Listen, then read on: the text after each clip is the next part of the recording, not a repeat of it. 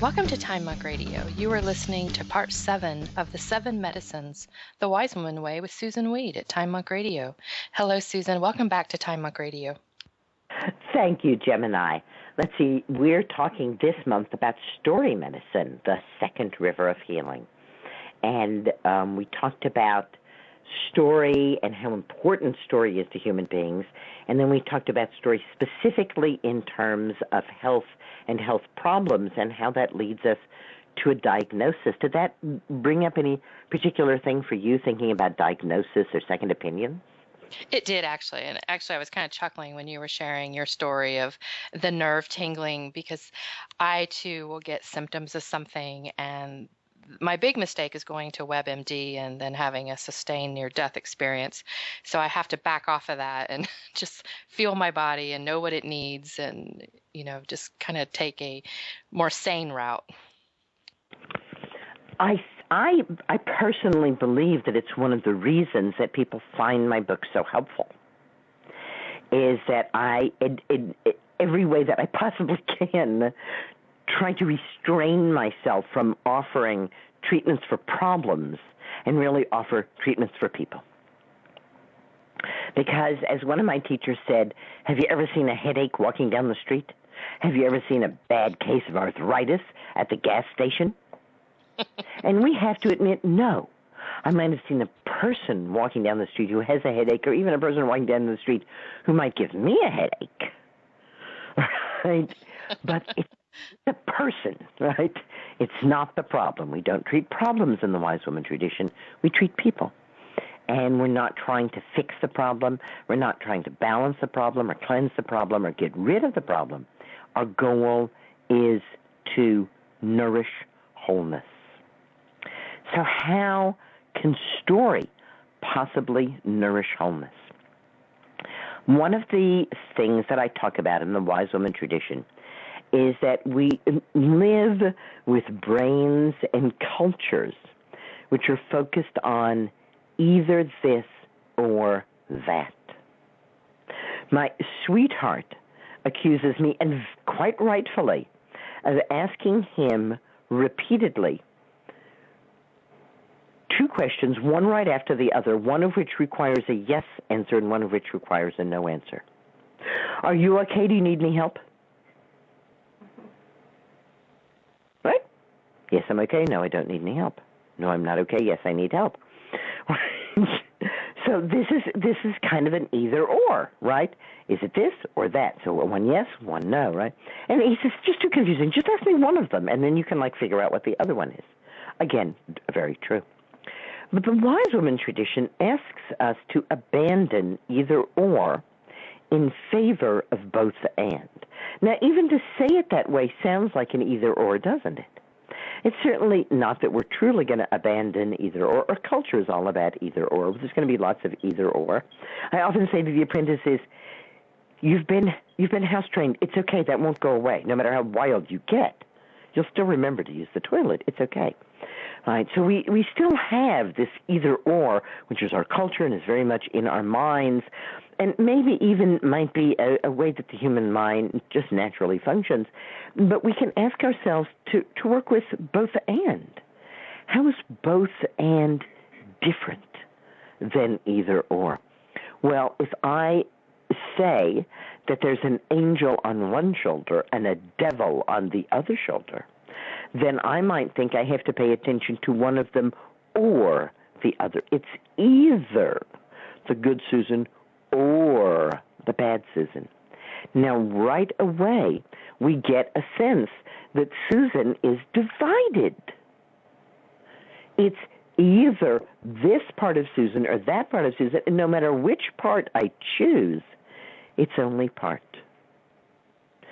And if what health is wholeness, then by making either one of those choices, I am making a choice to be unhealthy because I'm choosing not to be whole. How can I choose both and? How can I say there's the good Susan and there's the bad Susan? Well, my very first Zen teacher gave me my lifetime koan, And it's not really much of a koan if a koan is a riddle, because this is a statement, and yet at the same time it's a statement that is a riddle, because you kind of have to figure out how it could be true, or what it could mean to you, and certainly for my lifetime. I don't know if I will ever come to the true meaning or the core meaning of this statement, which is the difference between good and bad is the sickness of the human mind. And this helped me to understand both and to begin to be able to talk about and to formulate both and. And I understood that the difference is sickness. The difference between this and that is sickness. If we want to know what the cause of our pain is, if we want to know what the cause of our problem is, if we want to know what the cause of our sickness is, it is that we have taken ourselves apart. And to be healed rather than to be cured, we need a story of both and. We need a story of connection. We need a story in which we are not at war with ourselves. We don't have a higher self and a lower self, and the higher self has to win. We are all one very different piece of stuff. We're like crazy quilts, aren't we? We have a patch of this color and a patch of that color and a little bit of this stitch and a little bit of that stitch. And that's okay. As we established last week, being perfect doesn't mean that we have to be without flaws. Being perfect can include that. So being whole includes all of us. And you've heard me talk before on the show about some ways that we can let go of separation and move into connection, and how we do that through story. Let me give you a few examples of this. One, first of all, from a book called Who Dies by Stephen Levine. And in this book, Stephen tells about a woman dealing with terminal cancer who was in very severe pain. And her pain was so severe, she had bone cancer. Her pain was so severe that no drugs, not even narcotic drugs, not even morphine, really could take the edge off her pain. And Stephen sat with her and guided her in meditating on the heart of the pain. And rather than resisting the pain, rather than hating the pain, rather than rejecting the pain, rather than wanting to get rid of the pain, he took her into the pain. He had her open herself to the pain and let herself feel the pain fully and completely. And as she did that, she had an experience of samadhi, of kundalini. She opened her eyes and she looked at him and she said, I am a woman giving birth in Alaska. And she went through all of these women who were sharing pain with her at that moment and what they were doing. And she said, I am all of this. This is all of me. It is not my pain alone, but it is pain that we are all experiencing.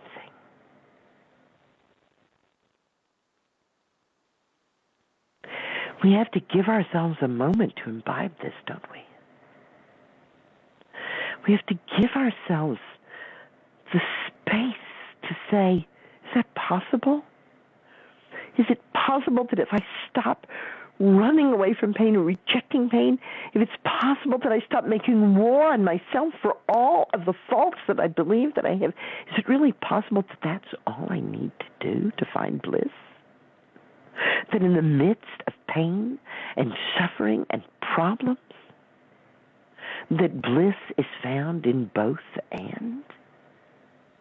In letting ourselves truly be present to what is happening. This is not to say that we are passive doormats, but to say that we don't have to choose struggle. We truly can choose the story of peace. Let me tell you a far less dramatic story, and yet one that I think we can all perhaps relate to more. Certainly, part of the difficulty with that previous story is that none of us even want to think about that level of pain, and we certainly don't want to put ourselves in her place because we don't want to be dealing with metastatic cancer or bone cancer at all. And so there's a natural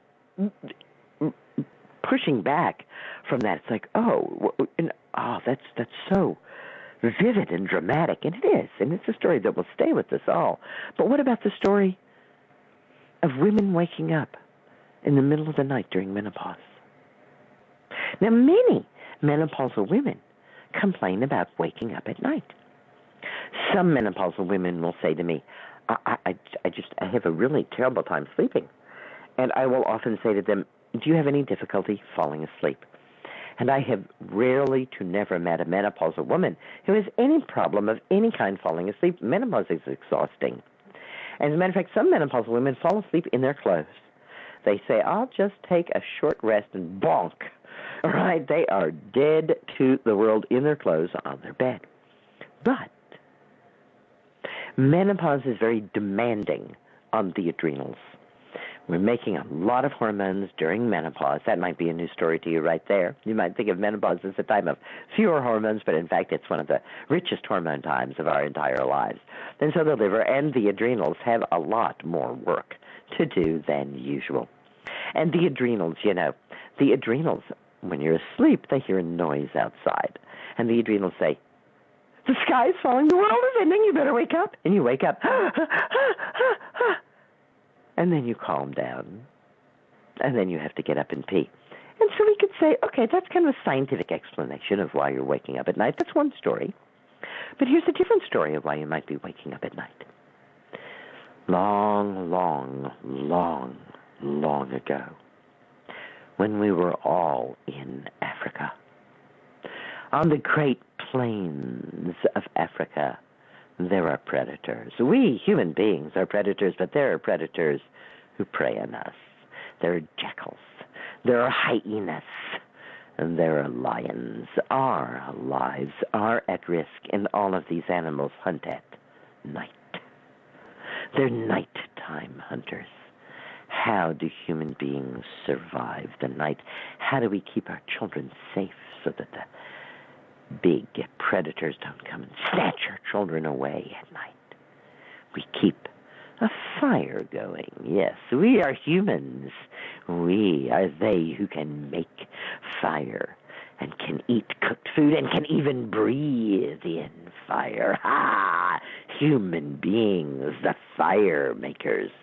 Have you ever been around a fire at night? Think about what's happening. You're sitting there enjoying the fire, and the fire starts to die down. And someone gets up and gets a piece of wood and puts it in the fire. And you enjoy the fire for a while, and then someone gets up and puts a piece of wood in the fire. And this happens over and over again all night. And so what I tell menopausal women is, you're not waking up for yourself. You're waking up for the children so that you can put a stick of wood in the fire. And every time you wake up and get up and go pee, you simply say to yourself, I've put another stick of wood in the fire. The jackals are not taking off the children tonight. And you can get back in bed and go to sleep feeling that you've done the task that needs to be done. I can feel the difference that this story is making for many people right now, for many women right now, as Instead of thinking something's wrong with my body, why am I waking up at night? They accept a story of connection. You're not in this alone. You're waking up at night because the children need to be protected and because you are an important part of the story. Martin Preschel talks about the room of the ancestors. He suggests that modern humans take a room. Now, you may not have enough room to set aside an entire room for this, and that's okay. If you don't have a room, a big box or a closet. And what goes in this room, box, closet are only things about which you can tell the whole story. Could you put your shoes in that room? Do you know who made those shoes? Do you know where the materials come from? Could you put your skirt in that room? Do you know who made the materials? Do you know who sewed the skirt? Do you know where they were harvested? Do you know where they were grown? What could you put in your room, your box, your closet of origins right now?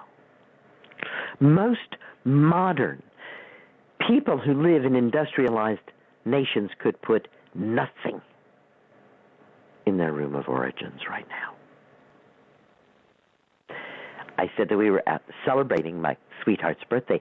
Now, he was given something that could be put in a room of origins. He was given a piece of rock found on a beach. And when he was given that gift, he was told where that rock came from and who picked it up. Now, it is strung on a thong, and at this point he would have to take the thong off because he doesn't know anything about that, so that couldn't go in his room of origins, but he could probably find out about it. Martin Preschel says that by starting a room of origins, even if it's a box or closet, you start yourself on a quest for connection. You take yourself out of your disconnected, industrialized, everything is done for you by nameless, faceless people who live far away from you, and begin to reweave yourself into the human community. So many people that we know are depressed. So many people that we know are anxious. How can I say this? All we have to do is look at how many drugs are prescribed to counter anxiety and depression to see how many millions of people in industrialized countries are truly bothered by depression and anxiety. And the story that I believe about this is this anxiety and this depression is a natural result of being cut off from true connection with other human beings. I'm not saying these people don't have friends. They might have wonderful friends, and those are connections, and those are important. I'm not saying these people don't have family. They might have wonderful and loving family, and those connections are critical and are important. But we all need to relate in the largest possible way to other human beings, and we aren't getting anywhere near enough of that. Story reweaves it for us, and not just our own personal stories, but larger stories, the stories that we call legends and myths. I had a wonderful opportunity this winter because my granddaughter was far away from me. Usually, I'm a very lucky grandma. I just get in my car and drive 12 minutes away, and there's my granddaughter. But she was far, far away. A day-long plane ride, and then a long car ride, and a long ferry ride, and another long car ride. Difficult to get to. So, of course, I became a flat grandma. That's what we call grandmas who Skype, a flat grandma. And we couldn't do the kind of things that we usually did together because we were Skyping. We couldn't do very great art projects together. I mean, we tried it, but it wasn't really great. And what we finally settled into was reading. That reading by Skype was actually one of her favorite activities. And I had a variety of books that I could read from to her. But the ones that she was most interested in hearing at age 7 were the stories of goddesses and gods, the stories of legend and myth from all over the world, because these stories weave us together. I can say Trojan horse, and you know the story. And you know a whole lot about what I'm talking about because we have this common story. Are your children and grandchildren being introduced to the legends and myths of human culture? This, in fact, used to be all that children read in school, was the legend and myth, because it was understood that these were the important things, that what we really needed to teach our children was held in story form. And that if we shared these stories with the children, these great stories of human life, some of which can be pretty silly. The sun and the moon wanted to invite Ocean over. And Ocean said, "You don't have enough room for me." And the sun said, "I'll make a bigger house." And Ocean said, "You won't have enough room for me still." And Moon said, "We will make our house the biggest and grandest house." And so they did, and then they invited Ocean over, and Ocean was right. They didn't have enough room. Simple stories that nonetheless tell us a lot about what we need to know to be a human being on this planet. Weaving ourselves together personally with our own stories, weaving ourselves into our families with our family stories, weaving ourselves into our communities, having a room of origins, and then really imbibing legends and myths. One of the tasks that I give each woman who apprentices with me is to choose a goddess archetype and then to tell the story of that goddess. This is part of her graduation exercises, that she must tell the story of that goddess, anywhere from sitting in a chair and reading the story of that goddess from a book to actually dressing up as the goddess and portraying that goddess. The story of the goddess, because once we have chosen an archetype, and once we know the story of our archetype, we know a whole lot more about who we are in our lives. We were at one of our favorite restaurants, and it's a big buffet with cuisines from all over the world, but of course it's run by people who think that the norm is that what you get for dessert is fortune cookie. And my granddaughter's fortune cookie said, "The great question is, what are you running from? And what are you running to? And why?" Now, of course, the answer to that is 3 stories, isn't it? This is the story of what I am running from. This is the story of what I am running to. And this is the story of why I am doing that.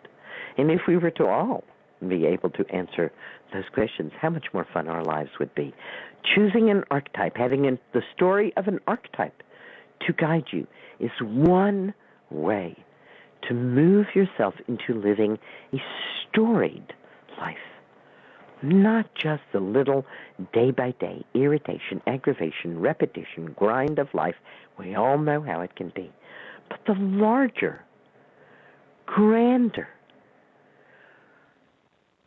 wholer story of all of humanity and all of human life expressed through your uniqueness, expressed through your connection. There will never be another you. You are the story that all of your ancestors have written with their thoughts, their dreams, and their desires. And there is nothing that you need to do to satisfy the story other than be the unique person that you are, and to nourish yourself in your grand diversity. As one of my delightful students who's been with me for a very long time and has become a dear friend says, your life is a picture puzzle and every piece is important, even if it's just another piece of blue sky. All of those days, all of the stories are very, very important. So when we have a problem, when we have an injury, we want a story. When we are living, we want a story. We want to be careful about diagnosis because diagnosis can take us in the wrong direction. Doesn't have to, but it certainly can, and especially if we're seeking a name for what troubles us without keeping the person to the forefront. We've talked about how story can help us move into how we view ourselves and how we view what we need or want to change in order to feel better.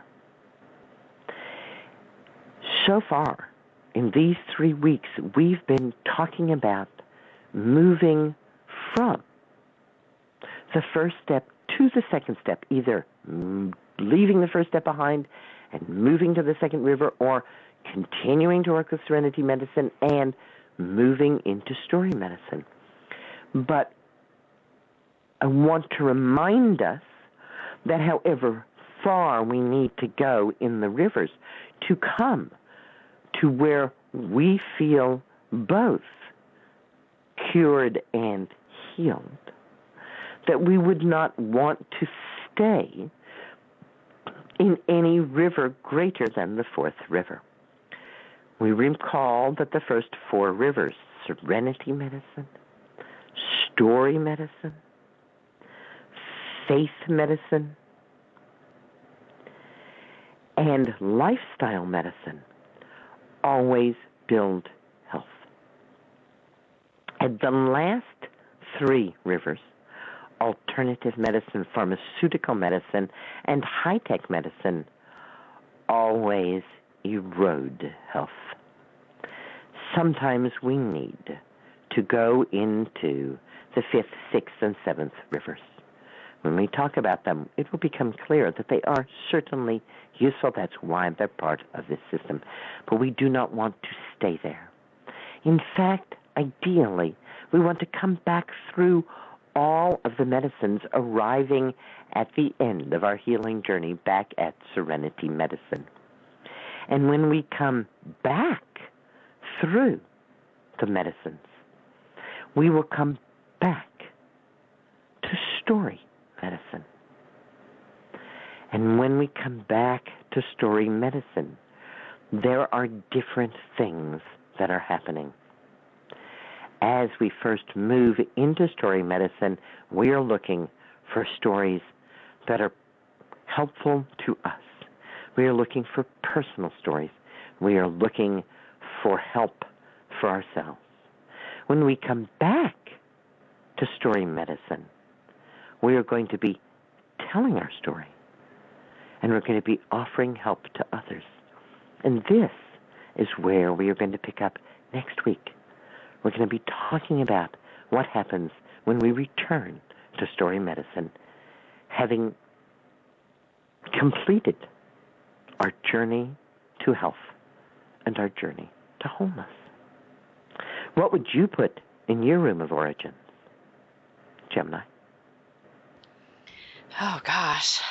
I'm not sure. You know, when you said the stone that somebody gave your sweetheart, I thought I've been given gifts like that mean a lot. And so I'd start there. Yes. Yes, that's a wonderful place to start. People have said to me, the first thing I put in my room of origin was a leaf that I picked from outside. was a seashell that I picked up from the beach. And what's interesting is that once those things go into the room of origins, people become fascinated with them, and then they want to know, what tree did that leaf come from? And how did that tree come to be on this planet? What creature lived in that seashell? What ocean did it come from? Our own curiosity helps us to become more connected, which is the path to greatest health and wholeness. Thanks for being with me, all of you. This is Susun Weed, wishing you green blessings. Thank you, Susan. This concludes part 7 of our 7 medicine series, The Wise Woman Way, with Susun Weed at Time Monk Radio.